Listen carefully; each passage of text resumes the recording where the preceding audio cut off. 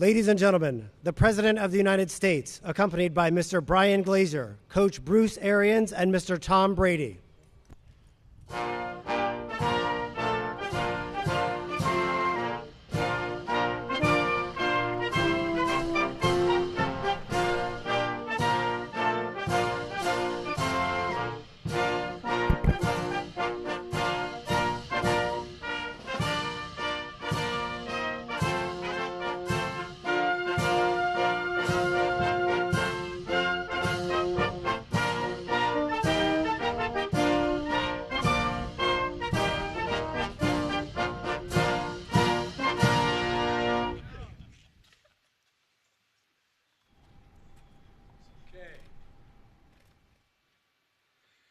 Well, good morning, I think. Still good morning.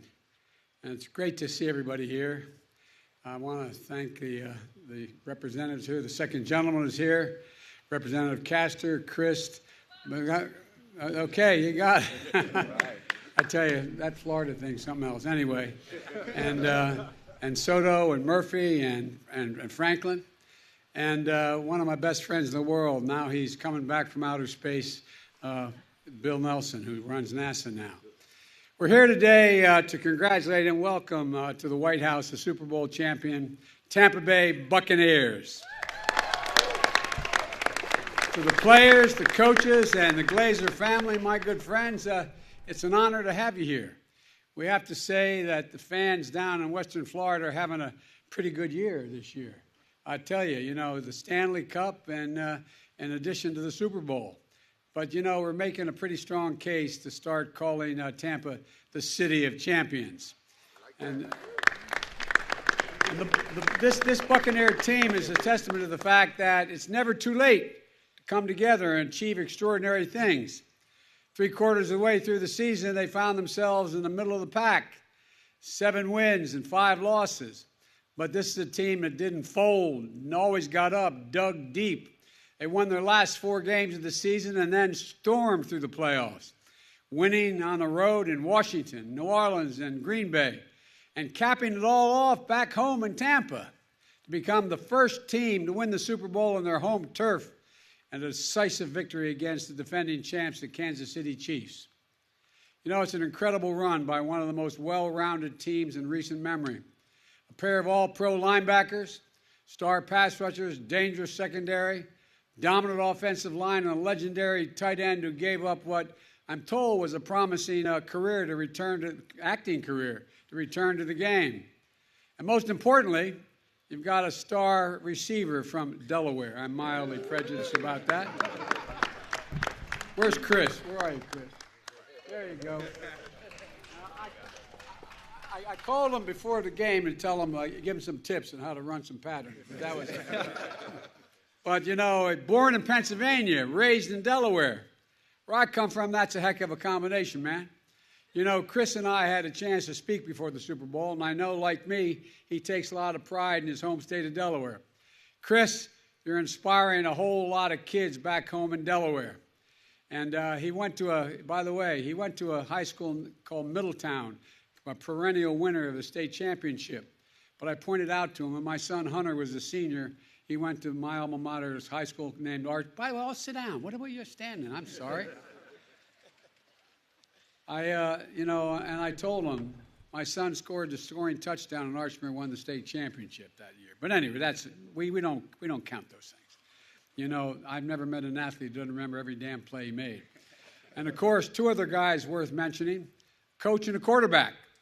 A lot has been made about the fact that we have the oldest coach ever to win a Super Bowl and the oldest quarterback to win the Super Bowl. Well, I'll tell you right now, you won't hear any jokes about that from me. As far as I'm concerned, there's nothing wrong with being the oldest guy to make it to the mountaintop. That's how I look at it. And Tom, looking at you, got about 20 more years left. You're just about the best ever to play. And making it to 10 Super Bowls in the last 20 years, that ain't bad, man. I tell you what, we've never seen anything like in the game. And of course, these guys all know that sports are more than just a game. It's some of my strongest memories, most enduring memories and lessons and cherished friendships come from the days I played, and I wasn't anywhere near anybody on my stage. Started in grade school, playing in CYO League. I'll never forget getting knocked out when I was in 5th grade, and my dad walking out and said, "Get up, get up, get up. Unless something's broken, get up." Well, I think that's what sports tells you. You just get up. You get up. I went to the University of Delaware to play football, although it didn't do much for my career. I didn't do very well. But, I found out that your career can be embellished a little over time. It's an amazing kind of thing. There's an awards banquet that many years later, which is called the Timmy Award. It was held here in Washington. Supreme Court justices and presidents would show up to this big banquet. The University of Delaware football program received the award.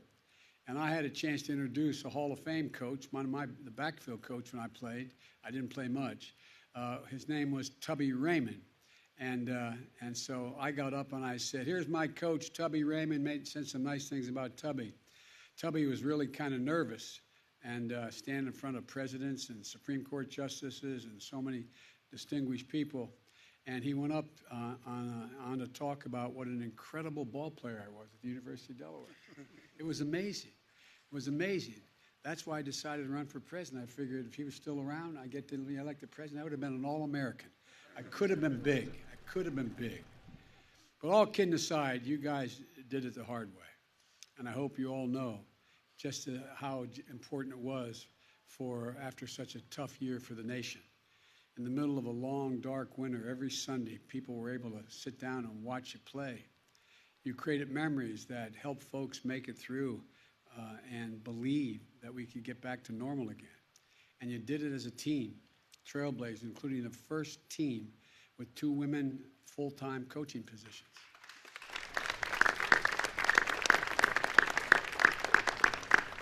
And realizing that of the 25 or 6 Glazer grandchildren and about 24 of them being women, you had no choice.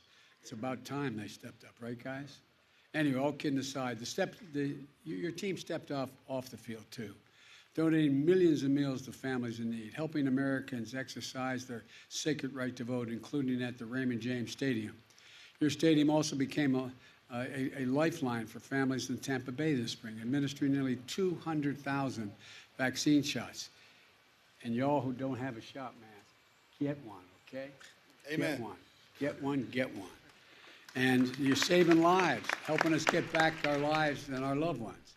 And I want to thank the NFL for setting strong vaccination goals so fans can go see a game without becoming a super spreader event. Getting vaccinated is about staying healthy and understanding that no one is invincible, even if you are young and you're fit. It's about looking out for those in the front line workers out there, like the ones that the team played in front of on Super Bowl Sunday. Those workers remind us of the quintessential lesson about sports and America itself, that no matter how much and how many times we get knocked down, we always get up. We come back stronger together and achieve incredible things, just like your team did, just like we're doing as a country. So congratulations and thank you all for being here. Good luck to you all this season. And now let me bring up Brian to say a few words.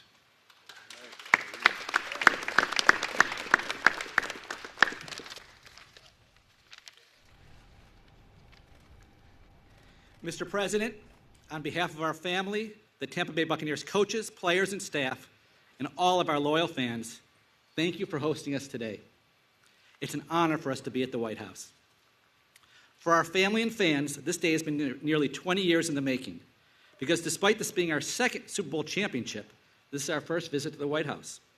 In 2003, following our Super Bowl 37 victory, there were world events that prevented us to visit. So that makes today even more special. And we're here today because this team did the impossible. New players, including a new quarterback, no offseason mini camps, no preseason, limitations on meetings, rules and regulations were changing every day. But they stayed focused and went on to win their final 8 games, as the president spoke about, and became the first team to win the Super Bowl at home. Amazing.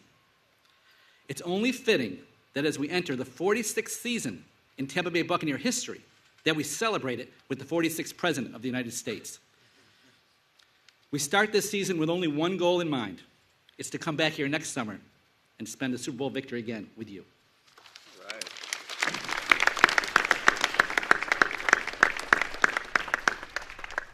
Thank you, Mr. President, for giving us this day. I get emotional, but it's very, very special. This is actually my third time. It never gets old. And I want to thank our coaches, our players, our entire organization, men, women, that did such a great job last year of coming together and banding together, not to beat the other team. We had to beat the virus first. And you sacrificed more than any team I've ever been around, players, coaches, your families, to make sure that we had our team on the field every Sunday. And it's a great compliment to all of you. I can't say enough about our owners. The Glazer family is the best owners I've ever known and ever been around. Our players are outstanding. They do what they're supposed to do on and off the field because they take care of each other. We live by 3 words: trust, loyalty, and respect. We don't have any rules. If you have those, you'll have accountability and you'll be able to do anything you want. One team, one cause. I hope the Senate and the House start helping you. One team, one cause. All right. Again, thank you all for having us here. Thank you, Mr. President. And go Bucks. And Tom's got some stuff to say. Thank you, Mr. President. It's certainly an honor to be here. Thank you very much for your hospitality. Your entire staff has given us today.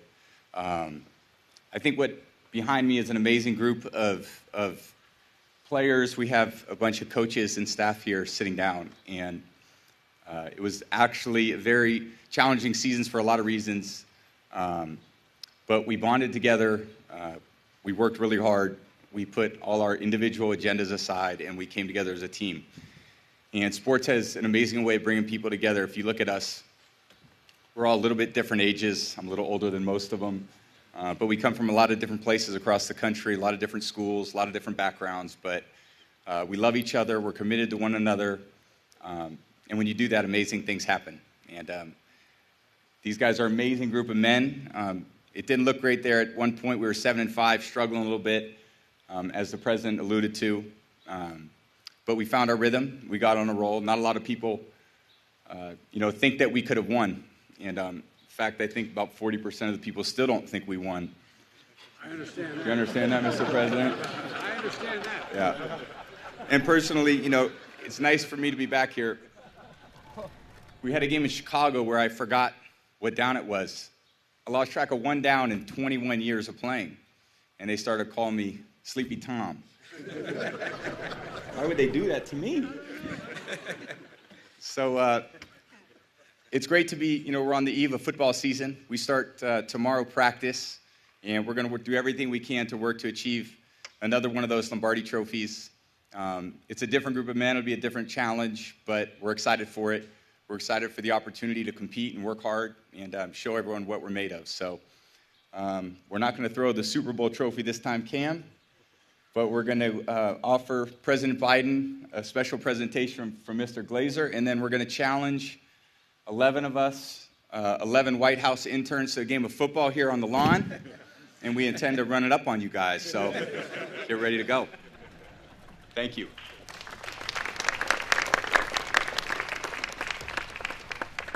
Thank you, man. Unusual number, huh? 46. Thank you.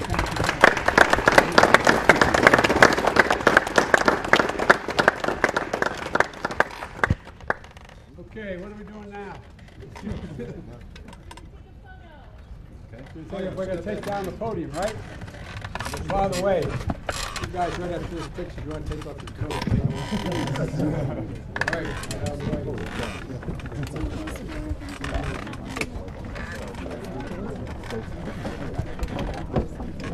Like, thank you, sir. You seem like you've done this before.